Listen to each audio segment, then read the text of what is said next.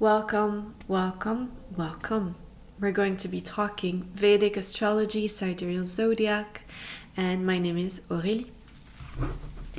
Now this is a transit update for the end of February, the first few days of March. We're going to work through this chart slowly, and I'm going to talk to you about some of the messages that are coming forth and how to navigate this energy. First of all, is in a few days, on the 24th of February, Mars is going to be moving forward again.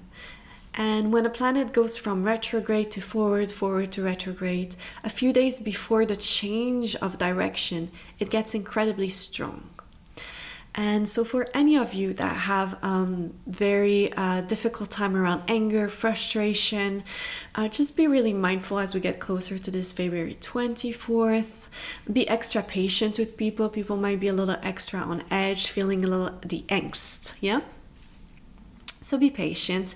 And this is a great time to meditate on your relationship with anger, your relationship with frustration, and where in your dynamics, in your relationships, you've not been able to express what is not okay with you and to place boundaries. Because Mars, the frustration comes when a boundary is being crossed or something doesn't feel right to us, and it's simply asking for at least to be voiced. Yeah, we can't always change everything around us.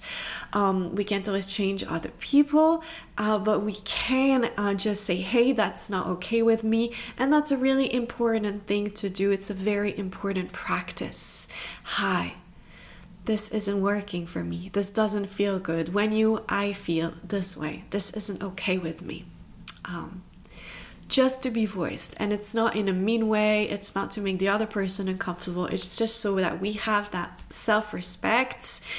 We honor where things don't feel good, and we're able to just tell someone else, because sometimes people don't just have no idea, and then comes out passive aggressive and we're just bottling up. So relationship to anger, relationship to how we're showing up in our relationships with our boundaries. Okay, a few days the day after that, we're going to have this Mercury Saturn conjunction, and this where Mercury and Saturn are both in Aquarius, and that's going to be the next dark moon, the next new moon.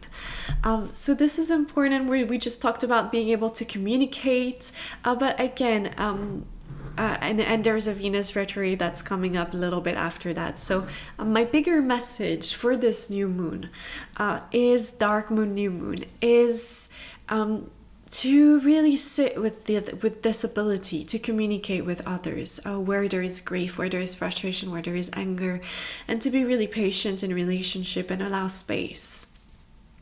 Allow space for discord, if there is discord. Allow space for things to be said when they need to be said, and to be really mindful of that. Now this dark moon is going to be right with Saturn, and that's a very significant placements for this dark moon, because Saturn has been in Aquarius for the past 3 years. If you have an Aquarius moon or major Aquarius placement or Aquarius rising, this would have been a very difficult time for you. A lot of sorrow, a lot of delays, a lot of obstacles, moving through the mud, some depression, and this is the last dark moon, the last time the sun and the moon are coming together in the sign of Aquarius. That's been getting influenced by Saturn for 3 years, and in months Saturn is going to move to Pisces. So it's a very important moment in time. If you've had a lot of Aquarius placements, this is a good time to take stock and really review this past 3 years and make peace. Reprocess, make peace, digest, cry if you need to cry. Again, this is a dark moon with Saturn, so if you feel on that day that may feel a little sorrowful on that day, you can watch sad movies. Movies are great. They help us reprocess. We see the storyline, and it's reverberating with things that we're experiencing and we're not really maybe able to work through, and it helps us pass through some of our emotions. So if you're feeling it and it's not naturally coming, the tears aren't naturally cleansing through you, please make sure, watch a movie and let the sorrow, let the Saturnian heaviness kind of wash through you. This is a very good day to do that and to kind of review where this energy is causing stagnations, okay?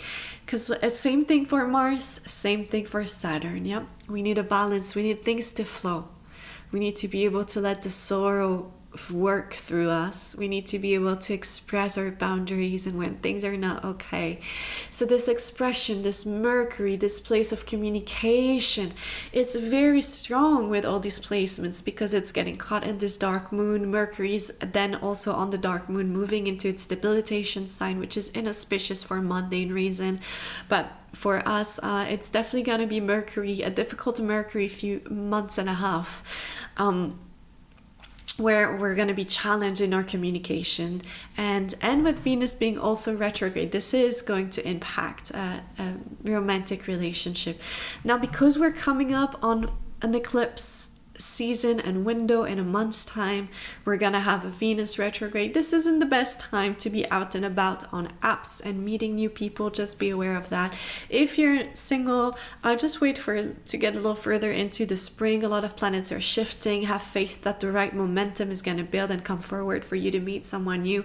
Just be aware that this month of March is eclipses, and caution should be applied around eclipses. Eclipses are all about, right, either the sun being eclipsed or the moon being eclipsed, and it's going into shadow. So not everything is clear, yeah?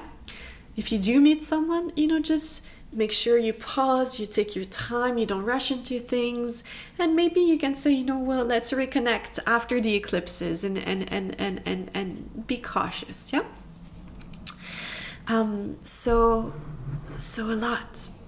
a lot coming up. March is going to be a little difficult. It's going to be a little difficult in the world. And eclipses are always a bit difficult. It doesn't, people are a bit more on edge. There's a bit more obstacles. People are a bit more on edge. People that are a bit, it can imbalance the mind, so be patient, be compassionate. As we're coming out of this dark moon, Venus retrograde, Mercury debilitated, this isn't a great time to buy a house. The whole month of March, this isn't when you want to go buy a house or a new car, or it's a go about your day-to-day life, enjoy your life, make some beautiful food, go to your farmer's market, do a house cleanup, live your day-to-day life, okay? Because it's this strong karmic junctures where there's a lot of retrograde, debilitated planets, and parivartanas, and yada yada yada, sometimes it can really shake things up unexpectedly.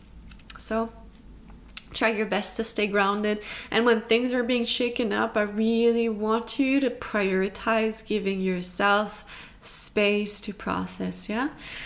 Like I said, if there is someone that you meet and that's new, I'm not saying, just tell them, no, because you came during your eclipse, I never want to see you again. Just say, you know what, let's check in, April? Let's check in April. I just have a lot going on right now, and just allow yourself to have space to process. If you do come to the conclusion that you don't like where you live and you need a change and your job is ending and oh my gosh, all these things are coming up, just sit with it. You can research places, you can open your mind to the idea of new possibilities moving forward, what you want to create, and you can wait to put things into action until we pass this month of March, okay? The Venus retrograde, it's not great for health stuff. So just, again, we're talking about being mindful. So being mindful around health and make sure you're taking your supplements and all of the good stuff. Yeah. Staying grounded. Okay. And the Mercury in Pisces and this Mercury Saturn conjunction, that's just, Mercury's the things in the world. It's also the financial markets, and always so much volatility. It's very volatile. The eclipses are very volatile in nature. Okay, I'm not a financial advisor, but I am a Vedic astrologer, and I'm telling you that we're coming up to the eclipse window, and Mercury is debilitated, and it's entering its sign of debilitation on a dark moon. So I'm just saying, be extra cautious. If you were my friend, I'd say, hey, why do this stock market stuff right now? You could wait until mid-April. It's the month and a half. It's what is it gonna do? So just like that. Not be dramatic, but be mindful. If there is stuff that you can wait to begin until mid-April, I highly recommend it. Mid-April is going to be this very kind of the height of Rahu and Saturn are going to be in conjunction. So it's a very airy period. March is very airy. It's going to pull us to just be a little ungrounded, want to make sudden changes, which is why I'm telling you, just try your best to, things are going to come up. I can't prevent that. That's life, especially around eclipse windows. Yeah, things are going to come up, and the most important for you is to really honor that you need some space to process, to make decisions. So if you're able to ask for more time to just get whatever is being shaken up in your life a bit, take your time. Same thing, we always say, no one's getting a divorce during an eclipse. Your client comes during an eclipse, he wants a divorce. We just say, hey, let's talk about it after the eclipse window, because eclipse time can be very difficult on a relationship dynamic, especially because we have this Venus retrograde. Okay, so if you are thinking about dissolving a romantic connection, just if you're able to, you've been together for a long time and it's something that's been very important in your life, I would say wait until mid-April. And in mid-April, you can sit down, you can go see, if you're seeing a therapist or a counselor, or you're doing work together, you can take a really honest decision that you're going to feel good about in the long term. You're going to feel clear about in the long term. And if you do need extra support with your relationship, March is a great time to do that.